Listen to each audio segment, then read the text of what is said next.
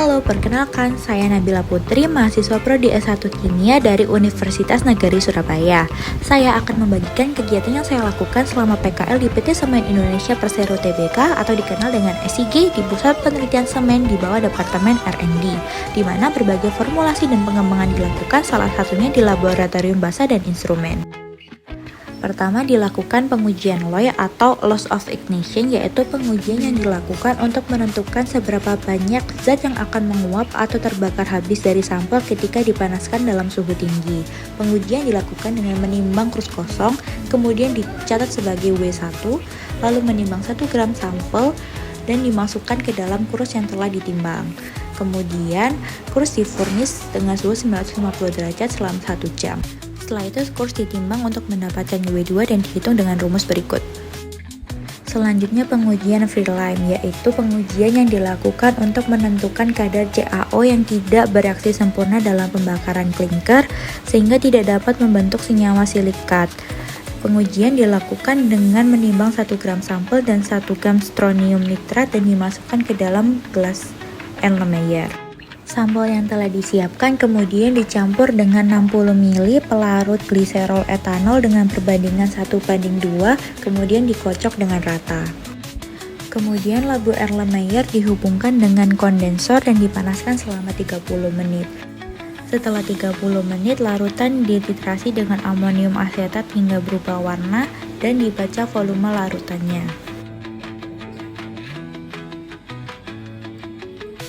Pada laboratorium instrumen, salah satu analisis yang dilakukan yaitu XRD untuk menentukan struktur kristal dalam sampel. Pengujian pada sampel yang kasar harus dilakukan preparasi terlebih dahulu dengan menggiling sampel menjadi partikel yang lebih halus dan homogen. Hal ini dilakukan agar pengukuran dengan XRD lebih akurat. Sampel yang telah digiling kemudian ditimbang sebanyak 0,95 gram dan dimasukkan ke dalam holder agar permukaannya rata. Selanjutnya, sampel dimasukkan ke dalam XRD untuk dianalisis kandungan mineralnya.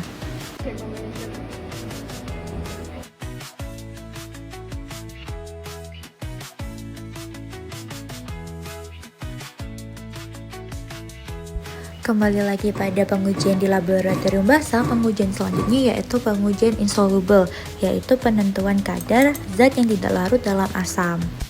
Uji dilakukan dengan memasukkan 1 gram sampel, kemudian ditambahkan dengan aquades dan diaduk rata. Setelah tercampur rata, kemudian larutan ditambahkan dengan 5 ml etanol.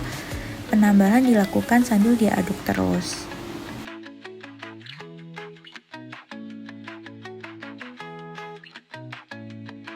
Setelah penambahan etanol, kemudian larutan ditambahkan dengan aquades sampai 50 ml.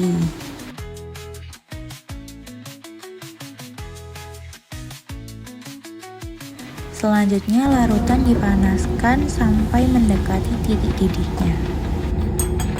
Setelah hampir mencapai titik didihnya, larutan diturunkan dari pemanas dan disiapkan kertas saring beserta labu Erlenmeyer. Selanjutnya, larutan disaring kemudian dicuci dengan aquades hingga filtratnya mencapai 300 ml.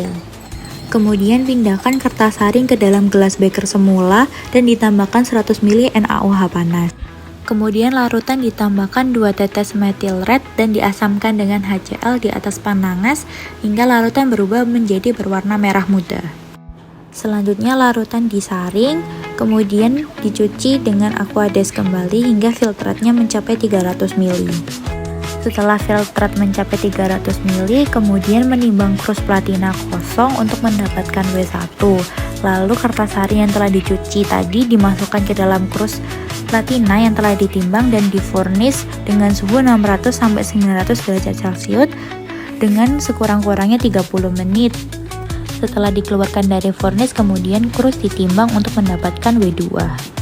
Itulah kegiatan yang saya lakukan selama PKL. Terima kasih.